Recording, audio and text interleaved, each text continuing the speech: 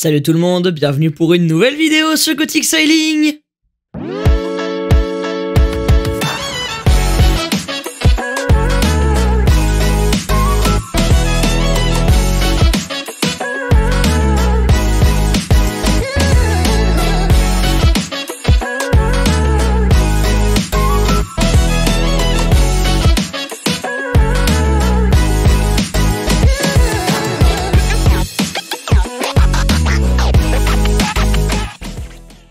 Aujourd'hui, alors que le Vendée Globe 2024 est désormais terminé, il me paraissait important de faire un point sur cette 10e édition. C'est pourquoi je vous propose, à travers cette vidéo, de revenir sur 10 faits marquants qui ont marqué de leur empreinte cet Everest des mers. Avant toute chose, je tiens à vous préciser que cette vidéo n'est pas un top 10, il n'y aura donc pas de classement ou de chronologie, on va juste revenir ensemble sur 10 faits de course indépendants les uns des autres. Si mon contenu vous plaît, n'hésitez pas à vous abonner, à liker, à partager et à venir me suivre sur mes réseaux, Facebook, Instagram et TikTok. Tous les liens sont comme d'habitude en description. Et sur ce, on y va pour la vidéo.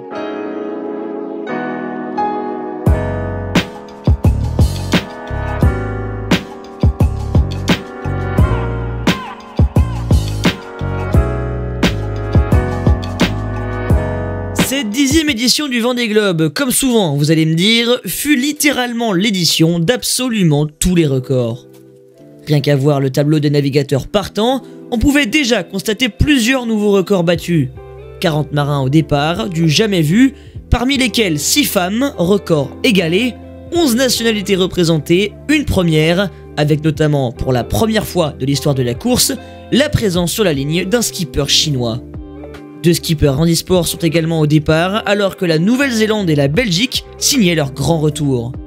Un casting pléthorique, 15 marins prétendant à la victoire, 13 bateaux neufs sur la ligne et pour la première fois, un casting ayant obligé une sélection. Tout était déjà réuni pour faire de cette 10e édition une course hors du commun.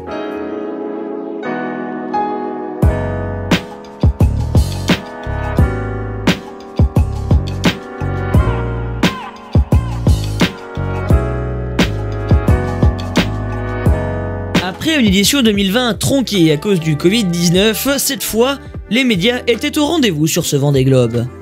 S'ils ont, comme d'habitude, diffusé le départ le 10 novembre, ils ont été aussi très présents sur le village, d'abord avec notamment la radio ICI, filiale du groupe Radio France et émetteur officiel du Vendée Globe, mais également, durant l'intégralité de la course, France Télévisions, consacrant régulièrement un temps à l'avancée de la course dans son édition de 19h30 du journal télévisé.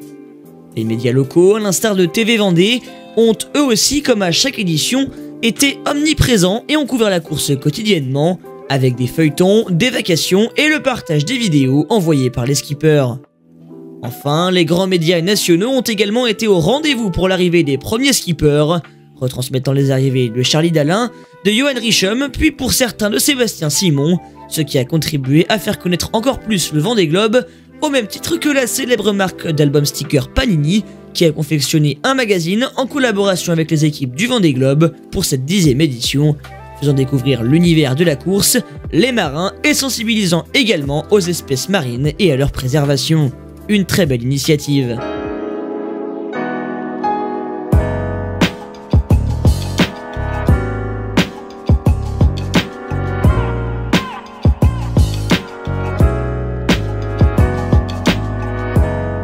Passons au fait de course maintenant, et comment ne pas débuter en parlant de la folle course du nouveau recordman du Tour du Monde en IMOCA, Monsieur Charlie Dalin, s'il vous plaît. Alors qu'il tenait depuis 2016 entre les mains d'Armel Lecléache, il n'en fallait pas plus au dauphin sortant du Vendée Globe 2020 pour le motiver à tout rafler sur cette édition, que ce soit la victoire ou bien même évidemment le record. Après une course majestueusement menée, qui s'est reflétée avec 42 jours en tête du classement et plusieurs records intermédiaires décrochés, le natif du Havre a coupé mardi 14 janvier la ligne d'arrivée en vainqueur après 64 jours, 19h, 22 minutes et 47 secondes, remportant le trophée et pulvérisant de près de 10 jours le record établi en 2016 par le Chacal sur Banque Populaire 8. Il a pu savourer un accueil à la hauteur de son exploit sur un chenal des Sables d'Olonne très bien garni, puis sur un village du Vendée Globe noir de monde. Autant de références établies par Massif Santé Prévoyance, plusieurs records intermédiaires sont à rajouter. Les tronçons Équateur Bonne Espérance Lewin, puis Équateur Les Sables d'Olonne. Un parcours bouclé avant la mi-janvier, une première dans l'histoire de la course, à la vitesse moyenne de 17,79 nœuds et après avoir passé 42 des 64 jours de sa course en tête de la flotte. Tout simplement phénoménal.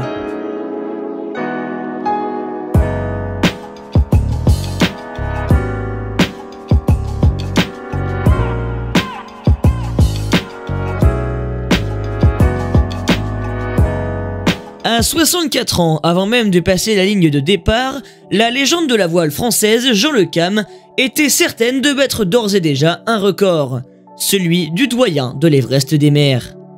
En effet, sur la ligne de départ de la course, le roi Jean devenait à 13h02 le 10 novembre dernier, le participant le plus âgé à prendre le départ d'un Vendée Globe. Tentant un pari audacieux sur un scout tout neuf à dérive droite, sister ship du bateau d'Éric Bellion, Jean accroche la tête de la course dans l'Atlantique Nord avant de payer son choix des dérives droites, les conditions météo étant très largement favorables aux foilers qui s'échappent en tête de la flotte. Mais qu'importe, le roi Jean est certes compétiteur, mais il souhaite avant tout boucler la course. Après avoir passé son 9e cap de Bonne Espérance, fait une pointe à 32 nœuds dans un Indien musclé et être monté au mât une première fois, le skipper de Tout commence en Finistère Armor Luxe bataille dans la tête du deuxième groupe et passe son 6e Cap Horn le 4 janvier. Hormis quelques sueurs froides procurées par le bris de son étai de J2, fragilisant son mât ainsi qu'une casse de hook, la remontée de l'Atlantique est prolifique pour Jean qui franchit la ligne d'arrivée du Vendée Globe pour la 5e fois le 4 février, après 85 jours, 15 heures, 51 minutes et 2 secondes en 20e position. Il devient le premier skipper à terminer 5 Vendée Globe et pointe seul en tête de ce classement devant Arnaud Boissière. Pari risqué mais réussi pour Tout commence en Finistère Armor Luxe qui a bouclé un parcours réel de 27 978 milles à la vitesse moyenne de 13,61 nœuds. Un 5e tour du monde en poche, Jean Le Cam a prouvé qu'il n'a jamais aussi bien porté son nom de roi Jean.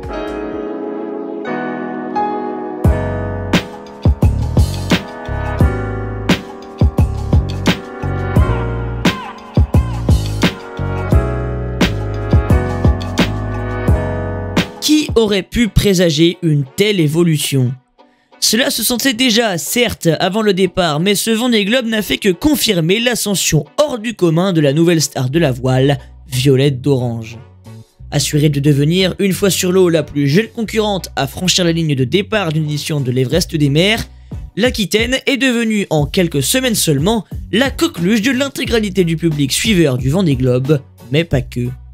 Sur devenir, l'ancien Hubert de Jean Le Cam, déjà quadruple finisher de la course, Violette partage durant l'intégralité de ses 3 mois de course des vidéos de toutes sortes sur sa vie à bord et grimpe en flèche dans le paysage médiatique français, son nombre d'abonnés explosant sur l'ensemble des réseaux sociaux. Montée à 1,1 million juste avant l'arrivée, la désormais Benjamine du Vendée Globe retrace ses moments de plaisir, de stress, ses avaries et ses différentes réparations à bord, dont 2 montées au mât. L'affluence record sur le chenal des Sables d'Olonne, à son arrivée le dimanche 9 février, en dit très long sur l'étendue de sa performance et de la notoriété qu'elle a accumulée. Jamais on n'avait vu pareil arriver sur un Vendée Globe, aussi peuplé, avec autant de moyens et de bateaux suiveurs. Une véritable folie. Désormais finisher de l'Everest des mers à même pas 24 ans, Violette d'Orange a paraphé une semaine après son arrivée un contrat d'1 saison au sein du projet Initiative Cœur comme co-skipper de son idole d'enfance Sam Davis afin de poursuivre sa progression. Et cette progression, justement, pourrait-elle s'écrire au sein du team aux couleurs rouge et blanche vers une participation au Vendée Globe 2028? Affaire à suivre.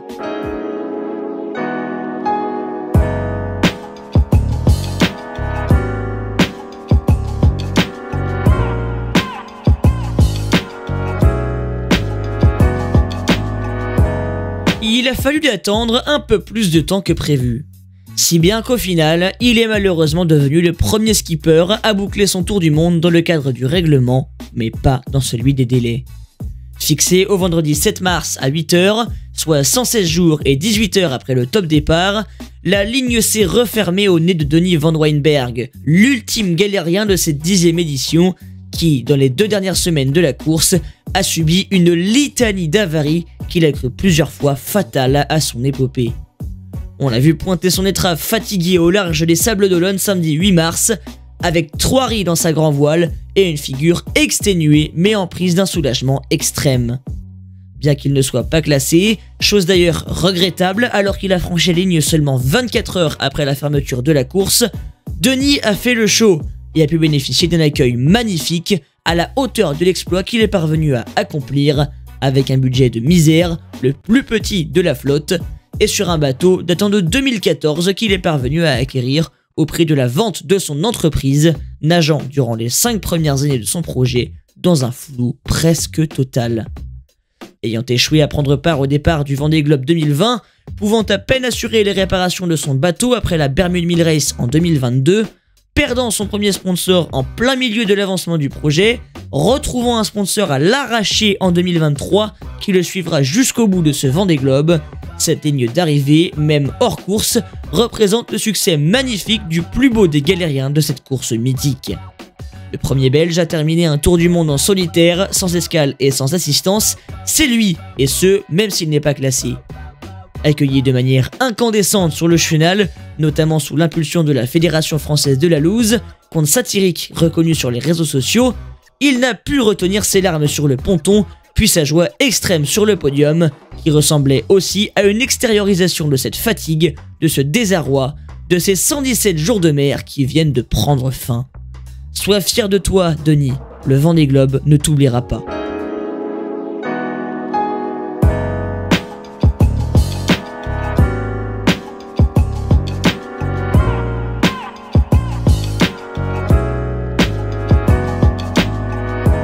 Le vainqueur du Vendée Globe 2020 avait annoncé sur le village du Vendée Globe juste avant le départ, ce qui a fait l'effet d'une bombe dans le monde de la voile. Yannick Bestaven, skipper du foiler flambant neuf, maître coq 5, ne reprendra pas après l'édition 2024 le départ du Vendée Globe. L'Aquitain, à bord de son IMOCA, va donc s'adonner à une dernière danse autour du monde avec en arrière-pensée la plus belle fin possible, devenir le premier skipper de l'histoire à remporter 2 Vendée Globe d'affilée. Directement placé parmi les favoris au vu de son expérience mais aussi de son bateau, Yannick prend le départ le 10 novembre, fort d'une place dans les 5 ultra favoris de ce Vendée Globe sur le papier, avec Charlie Dalin, Thomas Ruyant, Jérémy Bayou et Maxime Sorel. S'il parvient à suivre la cadence des premiers, faisant partie dès l'Atlantique Sud du groupe des 8 premiers, il décide de contourner la grosse dépression à l'entrée des mers du Sud, à la lutte avec Paul Meillat et cherchant désormais à rattraper Sam Goodchild, dont il est le premier poursuivant. Yannick prend la 7ème place tout chouse dans le Pacifique, mais l'aventure va s'arrêter brutalement à la suite d'une succession d'avaries majeures sur le bateau. Le FR0 explose dans un départ au tas, le système de fixation du G0 casse, ce qui abîme son foil, et le système de liaison des safrans lâche aussi, rendant la barre de Maître Coq 5 incontrôlable, ce qui ne laisse guère d'autre choix à Yannick que d'abandonner. Mais l'Aquitain ne veut pas rentrer au sable par avion, il veut, pour terminer en beauté son aventure en IMOCA, ramener le bateau à bon port malgré le fait qu'il soit hors course. Après une escale technique éclair à Ushuaia, Yannick devient le premier skipper d'un bateau à foils à reprendre la mer hors course et réalise une remontée de l'Atlantique très prolifique, ce qui lui permet d'arriver aux Sables d'Olonne dans les mêmes temps que Romain Attanasio, 14e de cette édition, et ce malgré l'escale technique forcée de son beau foiler rouge et noir. C'est ainsi que Yannick Bestaven a conclu sa magnifique histoire aux côtés de son sponsor, qui durait depuis 2018.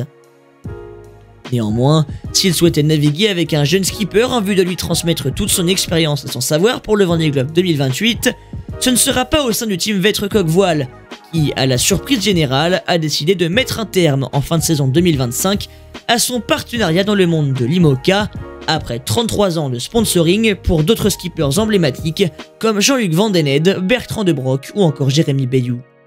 La ligne d'arrivée fut une délivrance pour Yannick, qui lui a permis, après avoir écrit sa légende 4 ans plus tôt, de fermer de la plus belle des manières le grand livre de son épopée de navigateur solitaire.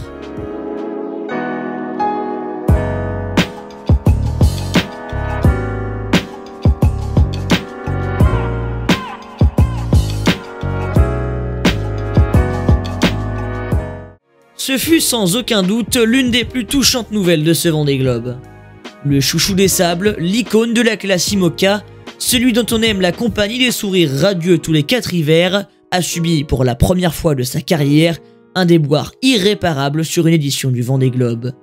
Finisher tous les 4 ans sans discontinuer depuis 2008 et sa première participation, Arnaud Boissière avait, même si ce n'était pas une préoccupation principale, la possibilité d'établir un incroyable record, devenir le premier à boucler 5 éditions du Vendée Globe de façon consécutive. Cali, comme il est affectueusement surnommé dans le monde de la voile, doté d'un bon bateau, l'ancien foiler de Samantha Davis réalise une course plutôt calme dans la seconde moitié de la flotte, faisant certes face à des problèmes techniques, mais parvenant tous à les combler, jusqu'à ce que l'irréparable se produise. Maîtrisant pourtant sa course et en bonne voie pour aller boucler son 5e tour du monde, Arnaud voit le mât de l'Amicaline Artisan Artipole tomber le 30 janvier au large du Brésil. Après s'être posé la question de construire un gréement de fortune afin de rallier les sables en Robinson des mers, alors qu'il reste presque 2000 milles encore à parcourir, le sablé d'adoption, au vu des moyens à sa disposition et du temps capricieux au large de l'Amérique du Sud, fait le choix de la raison et décide finalement de rallier la Martinique, avec à peine 10 mètres de mât, toilé par un morceau de grand voile et le tourmentin, cette petite voile orange à utiliser en cas de tempête. Si la déception est forcément de mise pour le natif de Bordeaux, il préfère en rire et surtout en tirer les enseignements, tout en entrevoyant un retour en 2028, pas démotivé malgré ce coup dur. Fier malgré tout d'avoir terminé son Vendée-Rome, il a d'ores et déjà annoncé sa participation à la Transat Café L'Or, ex-Transat Jacques Vabre, pour décembre 2025, même s'il ne sait pas encore si ce sera avec son bateau actuel ou un autre plus élaboré. Quoi qu'il arrive, je serai au départ de la Transat Café L'Or. À l'origine, j'avais plein de projets, parce que j'adore mes bateaux et évoluer. Dans l'idéal, j'avais imaginé faire cette transat avec un autre bateau, qui aurait pu devenir le mien juste après. Mais aujourd'hui, je ne sais pas où on en est. Les décisions ne dépendent pas que de moi, il faut en discuter avec mes partenaires, surtout après cette avarie qui n'est pas anodine financièrement, a déclaré optimiste le navigateur tout de même quadruple finisher du Vendée, ce qui reste une incroyable prouesse. On a en tout cas hâte de revoir Arnaud à l'œuvre sur le plan d'eau d'ici la fin de saison.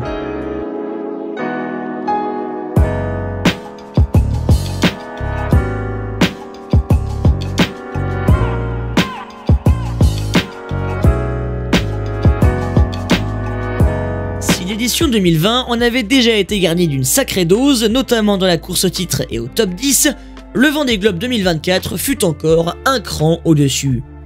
Car cette 10e cuvée a aussi été celle de tous les enjeux, incluant ainsi un suspense jamais vu à l'échelle de la course la plus mythique de la voile. Il ne suffit pas de chercher bien loin pour en voir les contours déjà.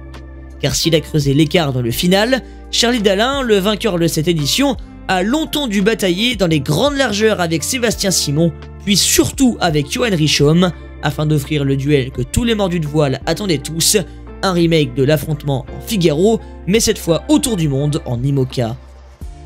On atteste le temps infime qui sépare, après près de 20 000 milles parcourus autour du monde, les deux leaders au Cap Horn, 9 minutes et 30 secondes.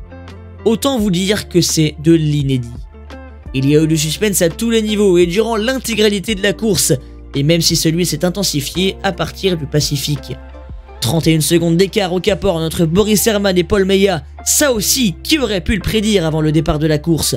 Personne. Mais les scènes les plus iconiques de ce suspense sur ce Vendée Globe n'interviennent plus que dans le feu de l'action. Quand on dit qu'il est fondamental pour un skipper de l'Everest des mers de rester concentré sur sa course jusqu'au dernier moment, à la dernière seconde, au dernier fragment de mille avant de franchir la ligne. Car certains strapontins de ce Vendée Globe se sont joués sur un ultime affrontement bord à bord entre plusieurs bateaux. La formidable journée du lundi 3 février en fut le plus beau des exemples. Une véritable régate côtière s'est engagée à une poignée de milles de l'arrivée entre Damien Seguin, Benjamin Ferré, Tanguy Le Turquet et Alan Roura. Si Groupe Apicil franchit assez distinctement la ligne en tête de ce groupuscule, la fin de matinée ensoleillée au large des Sables d'Olonne a laissé place à une magnifique bataille entre les trois bateaux, dans la joie et l'effervescence de l'arrivée, offrant un épilogue magistral à leur course respective, et des écarts de l'ordre de l'infiniment petit, après pourtant 26 000 milles parcourus depuis 2 mois et demi. Benjamin Ferré a remporté l'acte final 16 minutes devant Tanguy Le Turquet, qui a joui de son expérience en Figaro, et 35 devant Alan Roura, ce qui a pu provoquer un petit pincement au cœur pour le Suisse, malgré le fait qu'il prenne très bien cet ultime fait de course dans la lignée de son personnage solaire. De même, c'est sur cette QV 2024 que fut battu le record toute édition confondue du plus petit écart entre deux concurrents, entre Jean Le Cam et Konrad Coleman, le second arrivant 13 minutes seulement après le premier. Une véritable folie à l'échelle d'un tour du monde. Et c'est aussi pour ça qu'on aime le Vendée Globe.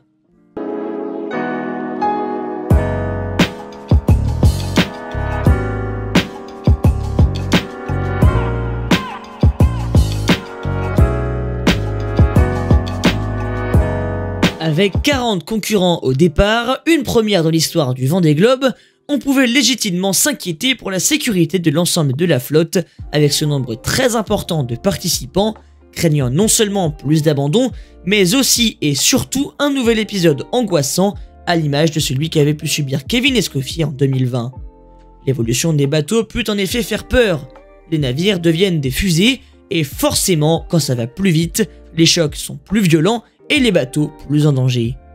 Et bien, fort heureusement, et c'est une magnifique prouesse à mettre au crédit de l'innovation, les foilers de dernière génération ont tour à tour fait mentir les détracteurs en prouvant une certaine solidité qui leur était jusqu'alors inconnue. Alors oui, ils ont bénéficié de conditions favorables et ils sont inconfortables à cause du bruit causé par la vitesse, mais d'un point de vue performance, les foilers de génération 2022 sont une réussite totale. Au moment de tirer les conclusions de ces innovations, seulement 2 des 9 bateaux à foils sortis des chantiers entre les 2 dernières éditions ont été contraints à l'abandon sur ce Vendée Globe.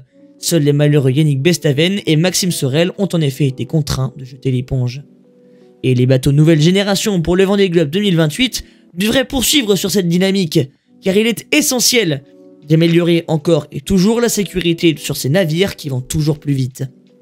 4 ans après une édition qui avait poussé la question de l'échec du développement des nouveaux appendices, à l'heure inefficace et battue pour certains par de nombreux bateaux plus anciens, dont celui du vainqueur, en plus doté de Puddy Foils de génération 2016, le Vendée Globe 2024 prouve que la patience était nécessaire pour voir enfin, et de façon prolifique, ces nouveaux appendices en pleine action.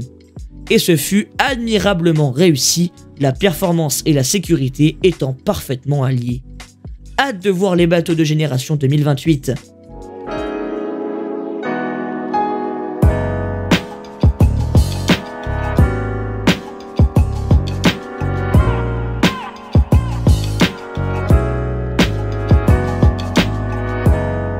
Alors forcément, le Vendée Globe 2024 étant désormais terminé, la question se pose déjà. Et le Vendée Globe 2028 alors? Qui sera de la partie, avec quel bateau et que peut-on espérer? Alors déjà, ce qui est sûr, c'est que l'organisation a confirmé qu'il n'y aura pas plus de 40 participants sur la ligne de départ en 2028. En ce qui concerne ces participants, un peu moins de la moitié de la flotte partante sur ce Vendée Globe 2024 a déjà exprimé son envie d'y retourner dans 4 ans. Mais certains des skippers ont quant à eux dit non à une nouvelle participation. Parmi ces skippers, on peut notamment compter Sam Davis, qui va laisser la barre d'initiative cœur, Clarisse Kremer, qui a trouvé difficile l'éloignement avec sa fille, Tanguy Le Turquet, qui ne souhaite pas que ça devienne une habitude, mais qui n'exclut pas un projet pour 2032, Guirec Soudé, qui s'attaque à un nouveau challenge, et peut-être Charlie Dalin, désormais détenteur du record, qui n'a pas encore statué, mais qu'on voit mal repartir pour un tour. Yannick Bestaven ne repartira pas non plus, alors que Louis Burton est resté évasif, tout comme Kojiro Shiraishi qui n'a pas vécu pour le mieux son 3e tour du monde. Cependant, il devrait y avoir plusieurs nouveaux noms au sein de la flotte, les nouveaux projets se multipliant, parmi lesquels Marc Tiercelin, Armel Tripon, Nicolas Troussel, Loïs Béréard ou encore Elodie Bonafous, qui a mis début mars son IMOCA flambant neuf à l'eau. Concernant la course du point de vue des chiffres, et même si les bateaux vont toujours plus vite, il me paraît tout de même compliqué de détrôner dès 2028 le record de Charlie Dalin, qui semble avoir mis la barre très haut sur ce Vendée Globe. Même si les navires se perfectionnent pour devenir de plus en plus de véritables Formule 1 des mers, l'alignement des planètes dont ont bénéficié les leaders, et notamment le Havre sur cette 10e édition, risque de ne pas se reproduire à chaque fois. Mais remarquez, ce sont bien les océans qui décideront du sort de ces derniers. Autant vous dire que le Vendée Globe 2028 risque d'être dans la lignée de cette édition 2024, afin d'affirmer de façon définitive, si on en doute encore, le Vendée Globe dans une nouvelle dimension. Voilà, cette vidéo est déjà terminée, j'espère qu'elle vous a plu, en tout cas moi ça m'a énormément plu d'être avec vous. Merci infiniment à vous tous qui m'avez suivi durant cette épopée Vendée Globe 2024. J'ai essayé de vous proposer le meilleur contenu possible, avec des formats assez inédits, j'espère en tout cas que vous aurez apprécié. N'hésitez pas à me donner votre avis sur cette vidéo en commentaire, et à me dire aussi quels ont été pour vous les moments les plus forts de ce Vendée Globe. Si mon contenu vous plaît, n'hésitez pas à vous abonner, à liker, à partager et à venir me suivre sur mes réseaux, dont les liens seront comme d'habitude en description. Et sur ce, moi je vous dis à la prochaine pour une nouvelle vidéo. C'était Gothic, ciao ciao, bye.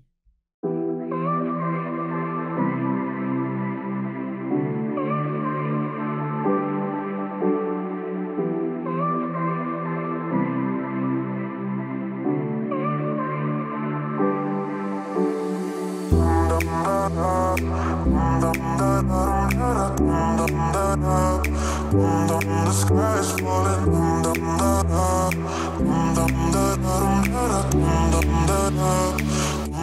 The sky is falling.